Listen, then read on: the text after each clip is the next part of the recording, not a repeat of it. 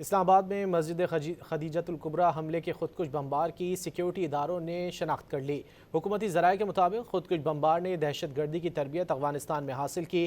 بمبار متعدد بار افغانستان کا سفر کر چکا، جبکہ کچھ عرصے قبل افغانستان سے آیا تھا۔ حکومتی ذرائع کا کہنا ہے کہ افغانستان میں موجود دہشت گرد خطے کی سلامتی کے لیے خطرہ ہیں، جبکہ واضح ہو چکا ہے کہ پاکستان میں ہر دہشت گردی کے پس پشت افغانستان اور بھارت کا گٹھ جوڑ ہے۔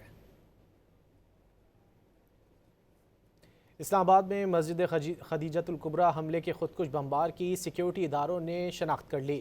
حکومتی ذرائع کے مطابق خودکش بمبار نے دہشت گردی کی تربیت افغانستان میں حاصل کی۔ بمبار متعدد بار افغانستان کا سفر کر چکا، جبکہ کچھ عرصے قبل افغانستان سے آیا تھا۔ حکومتی ذرائع کا کہنا ہے کہ افغانستان میں موجود دہشت گرد خطے کی سلامتی کے لیے خطرہ ہیں، جبکہ واضح ہو چکا ہے کہ پاکستان میں ہر دہشت گردی کے پس پشت افغانستان اور بھارت کا گٹھ جوڑ ہے۔